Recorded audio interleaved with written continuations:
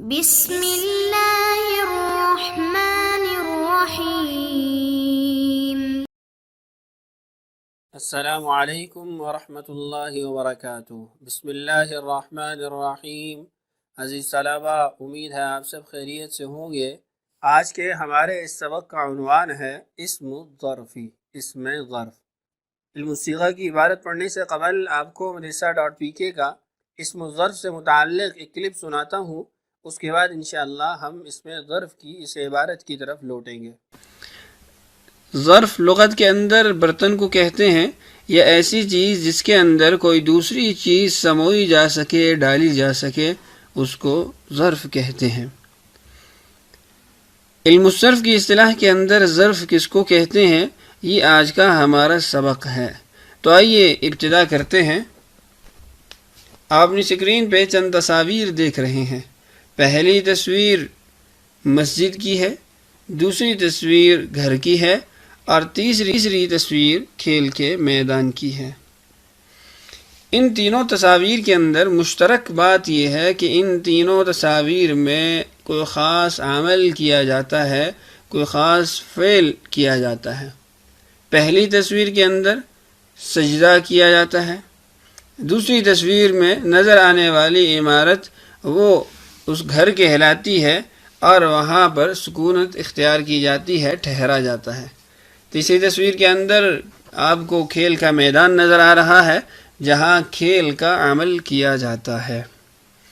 اب یہ تینوں جگہیں جہاں کوئی خاص عمل کیا جاتا ہے، انہی کو عربی زبان کے اندر ادا کرنے کے لیے ایک مخصوص صیغہ استعمال ہوتا ہے، ایک مخصوص لفظ استعمال ہوتا ہے، جس کو اسم الظرف کہتے ہیں۔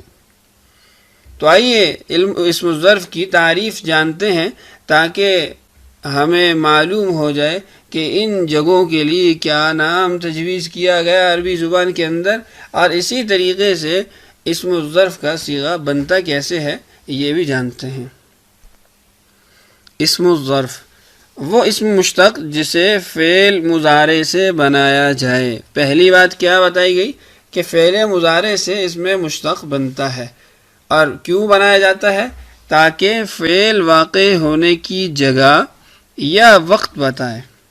تو اسم مشتق جب فعل مضارع سے بنایا جاتا ہے، یعنی اسم ظرف جب فعل مضارع سے بنایا جاتا ہے، تو اس سے مقصود یہ ہوتا ہے کہ جس جگہ پر فعل واقع ہوا ہے اس جگہ کا بتائے، یا پھر جس زمانے میں فعل واقع ہوا ہے اس زمانے کا بتائے۔ مثلا مسکنون اور مطلعون۔ مسکنون سکانہ یسکنو سے ہے، جس کا مطلب ہے ٹھہرنا۔ اب اس سے مسکنون بنا اسم ظرف کا صیغہ، ٹھہرنے کی جگہ۔ تو آپ کو معلوم ہے ٹھہرنے کی جگہ گھر کہلاتی ہے، تو عربی زبان کے اندر گھر کو مسکنون بھی کہتے ہیں۔ مطلعون طلع یطلع سے ہے، جس کا مطلب طلوع ہونا، اور مطلعون چونکہ اس میں ظرف کا صیغہ ہے تو اس کے دو معنی ہوں گے، طلوع ہونے کی جگہ یا پھر طلوع ہونے کا وقت۔ تو یہ تھی اسم الظرف کی تعریف۔ آئیے اب یہ جانتے ہیں کہ مسکنن اور مطلعون بنا کیسے ہے، اس میں ظرف کا صیغہ کیسے بنائیں گے فعل مضارع سے۔ اس میں ظرف بنانے کا طریقہ، آپ نے 4 کام کرنے ہیں، اس میں ظرف بن جائے گا۔ پہلا کام مضارع کی نشانی حذف کر دینی ہے، دوسرا کام فا کلمہ سے قبل میم مفتوحہ لگا دینی ہے، تیسرا کام لام کلمہ پر تنوین لگائیں گے، اور چوتھا کام عین کلمہ مضارع میں مفتوح یا مضموم ہے تو فتحہ وگرنہ کسرہ۔ یعنی عین کلمہ کے اندر اگر زبر ہوگی یا پیش ہوگی تو ہم اس میں ظرف کے اندر عین کلمہ پر زبر ہی باقی رکھیں گے، زبر ہی لگائیں گے، اور اگر کسرہ تھی تو کسرہ ہی آئے گی۔ آئیے ان 4 طریقوں کو، ان 4 کاموں کو ایک صیغے پہ لاگو کرتے ہیں، تاکہ ہمیں اس میں ظرف کا جو صیغہ ہے وہ معلوم ہو جائے۔ آپ کے سامنے صیغہ موجود ہے، یلعب، وہ کھیلتا ہے۔ تو اصل صیغہ یہاں لکھ دیا گیا، اور پہلا کام علامت مضارع کو حذف کرنا تھا، تو جب علامت مضارع کو حذف کیا تو صیغہ اس صورت میں آپ کے سامنے موجود ہے۔ دوسرا کام فا کلمہ سے پہلے میم مفتوحہ لگانی تھی، تو آپ کے سامنے اسکرین پہ موجود ہے کہ جو پہلے صیغے کی حالت تھی اس کے ساتھ ہم نے میم مفتوحہ ابتدا میں لگا دی۔ تیسرا کام عین کلمہ کی حرکت تبدیل کرنی ہے۔ اگر تو مضارع کے اندر زبر تھی یا پیش تھی تو ہم اس میں ظرف کا صیغہ بناتے ہوئے زبر لگائیں گے، اور اگر زیر تھی تو ہم بھی اس میں ظرف کا صیغہ بناتے ہوئے زیر لگائیں گے۔ چوتھا کام لام کلمہ پہ تنوین لگانی ہے۔ جب لام کلمہ پہ تنوین لگائی تو صیغے نے یہ صورت اختیار کر لی ملعبن۔ تو یلعبو کا مطلب تھا وہ کھیلتا ہے یا کھیلے گا، ملعبن کا مطلب ہے کھیل کا میدان۔ جو تصویر ہم نے ابتدا میں دیکھی تھی کھیل کے میدان کی، اس کو عربی زبان میں ملعبن کہتے ہیں، اور یہ ملعبن کا صیغہ کیسے بنا یہ ہم نے آپ کو مکمل طور پہ بنا کے دکھا دیا۔ آئیے ابھی جانتے ہیں کہ اس میں ظرف کے صیغے کی تثنیہ اور جمع کیسے بنے گی۔ واحد کا صیغہ، اس کے اندر کسی قسم کی تبدیلی ظاہری نہیں ہوئی، جو تبدیلیاں ہوئیں وہ ہم نے پڑھ لی پچھلے سلائیڈ کے اندر۔ تو صیغہ تھا اصل میں ہمارے پاس مفعال۔ تثنیہ کا صیغہ بنانا ہے تو آخر میں الف اور نون لگا دیں گے، مفعلانی۔ اور جمع کا صیغہ اگر بنانا ہے تو ہم فا کلمہ کے بعد الف لگا دیں گے اور عین کلمہ کی حرکت کو زیر دے دیں گے، تو ہمارے پاس صیغہ بن جائے گا مفاعیلو۔ تو 3 صیغے ہو گئے، مفعلن، مفعلانی، مفاعیلو۔ اب آپ کے سامنے مکمل گردان، ترجمہ اور صیغے کی تعیین کے ساتھ موجود ہے۔ گردان پڑھ دیتا ہوں، مفعلن، مفعلانی، مفاعیلو۔ تو آپ نے اس کلپ کے اندر اچھے طریقے سے سمجھ لیا کہ اسم ظرف کس کو کہتے ہیں اور اس کو بنایا کیسے جاتا ہے اور اس کی گردان کیا ہے۔ ان تمام تفصیلات کے بعد اب ہم علم الصیغہ کی عبارت پڑھتے ہیں۔ اب علم الصیغہ کی عبارت کا سمجھنا ہمارے لیے آسان ہوگا۔ اسم الظرف، اسم ظرف کا بیان، هو اسم مشتق يدل على مكان صدور الفعل او على زمان صدوره۔ اسم ظرف ایسا اسم مشتق ہے کہ جو فعل کے صادر ہونے کی جگہ پر یا فعل کے صادر ہونے کے زمانے پر دلالت کرے۔ ويأتي من مضارع الثلاثي المجرد مفتوح العين ومضموم العين والناقص مطلقا على وزن مفعل۔ مضارع مفتوح العین اور مضموم العین اور ناقص سے مطلقاً، یعنی فعل ناقص اگر ہوگا تو اس میں مفتوح العین اور مضموم العین کی کوئی قید نہیں ہوگی، بلکہ مطلقاً اس سے اسم ظرف کا صیغہ مفعول کے وزن پر آتا ہے۔ نحو مفتح، منصر، مرمى۔ اس کی مثالیں 3 انہوں نے دی ہیں۔ مفتح عین کلمہ کی فتح کے ساتھ تھا اس کا مضارع کا صیغہ، منصر یہ ضمہ کے ساتھ تھا عین کلمہ، اور اس کے بعد مرمى یہ فعل ناقص کا صیغہ ہے، اور ہم نے کہا تھا کہ اس میں ہم عین کلمہ کو نہیں دیکھیں گے۔ وَيَأْتِي مِن مَكْسُورِ الْعَيْنِ وَالْمِثَالِ مُطْلَقًا عَلَى وَزْنِ مَفْعِلٌ نَحْوَ مَضْرِبٌ وَمَوْقِعٌ۔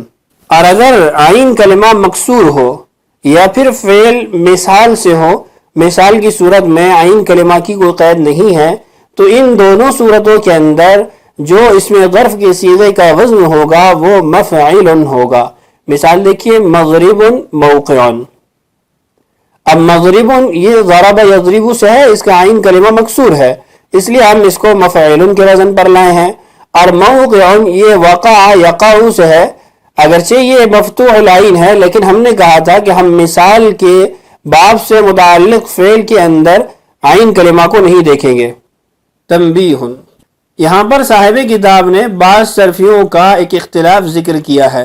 وہ اختلاف یہ ہے کہ اگر فعل مضارع کا عین کلمہ مفتوح ہو تو اس صورت کے اندر بھی ہم مطلقاً اس صیغے کا اسم ظرف مفعول کے وزن پر لائیں گے، یعنی جس طرح فعل ناقص مطلقاً مفعول کے وزن پر آتا ہے، ایسے ہی فعل مضاعف بھی مفعول کے وزن پر آئے گا۔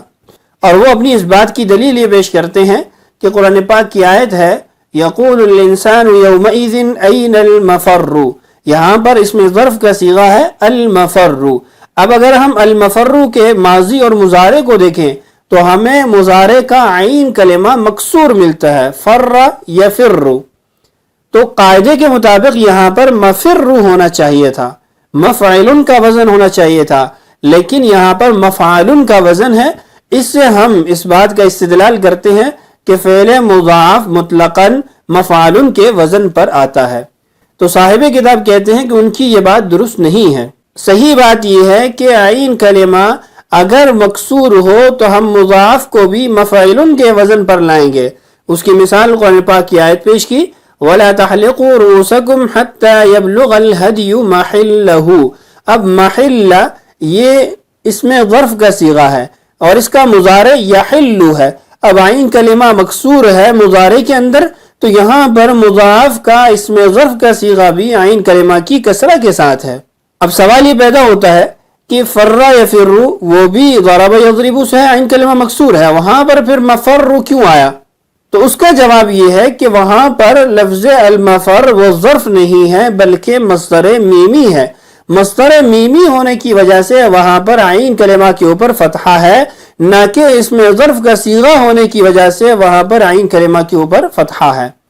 تو یہ اختلاف تھا بعض صرفیوں کا جس کو صاحب کتاب نے ذکر کیا ہے، اور ان کے نزدیک راجح قول یہی ہے کہ مضاف کا صیغہ وہ مکسور العین ہوا تو ہم اس کے ظرف کا صیغہ بھی مکسور العین لائیں گے، نہ یہ کہ مطلقاً ہم اس کو مفعول کا وزن دے دیں۔ اب عبارت کا ترجمہ کر لیتے ہیں۔ اما قول بعض الصرفیین، البتہ بعض صرفیوں کو کہنا، انه یأتی بفتح العین مطلقا من المضاعف ایضا، کہ فعل مضاعف کا صیغہ بھی وہ عین کلمہ کی فتحہ کے ساتھ ہی آئے گا، مستدلین بلفظ المفر، اور وہ استدلال کرتے ہیں لفظ المفر سے، بأنه من فر یفر، کہ وہ فر یفر سے ہے، اس کے عین کلمہ کے نیچے کسرہ ہے، وأنه وقع في القرآن المجید، اور اسی طریقے سے قرآن مجید کے اندر بھی آیا ہے، یقول الانسان یومئذ این المفر۔ اب یہاں پر المفر یہ صیغہ عین کلمہ کی فتح کے ساتھ آیا ہے۔ فقولهم هذا ليس بصحیح، ان کا یہ کہنا درست نہیں ہے۔ والصحیح ان مکسور العین من المضاعف یأتی بکسر العین، صحیح یہ ہے کہ اگر عین کلمہ مکسور ہوگا مضاعف کا تو وہ بھی مکسور العین ہی اس میں ظرف کا صیغہ آئے گا، مثل ما وقع فی القرآن المجید، اس کی مثال قرآن پاک کے اندر آنے والی آیت ہے، وَلَا تَحْلِقُوا رُؤُوسَكُمْ حَتَّى يَبْلُغَ الْهَدْيُ مَحِلَّهُ، محلہ یہ محل استشہاد ہے۔ اب رہ کی بات ان کے استدلال کی، تو فرماتے ہیں وَأُجِيبَ عَنْ لَفْظِ الْمَفَرْ، لفظ المفر کا جواب یہ دیا گیا بِأَنَّهُ لَيْسَ بِظَرْفٍ، یہ اس میں ظرف کا صیغہ نہیں ہے، بل هو مصدر میمی، بلکہ وہ مصدر میمی ہے۔ وَالظَّرْفُ عَلَى قِسْمَيْن، یہاں سے ظرف کی دو قسمیں بیان ہو رہی ہیں کہ ظرف کی دو قسمیں ہیں، ظرف الزمانی، ظرف زمان، اور یہ کہتے ہیں صیغۃ الظرف التي تدل على معنى الوقت، ایسا صیغہ جو فعل کے واقع ہونے کے وقت پر دلالت کرے اس کو کہا جاتا ہے ظرف الزمانی۔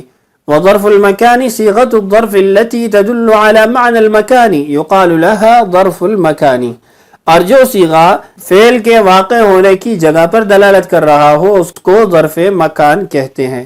اس کے بعد گردان ہے، تصریف ہو اس کی گردان، مضرب، مضربانی، مضربینی، مضارب، مضربینی یہ مضربانی کی حالت جری اور حالت نصبی ہے، اور باقی تین صیغے وہ واحد، تثنیہ اور جمع کے ہیں۔ تو اس سبق کے اندر ہم نے اس میں ظرف کو اچھے طریقے سے سمجھا اور عبارت کو بھی حل کیا۔ اگلے سبق میں انشاءاللہ ہم اس سبق کی مشق شروع کریں گے۔ اللہ تعالیٰ سے دعا ہے اللہ تعالیٰ ہمارے لیے سمجھنا اور سمجھانا آسان کرے۔ اللہ تعالیٰ ہم سب کا حامی و ناصر ہو۔ السلام علیکم ورحمۃ اللہ وبرکاتہ۔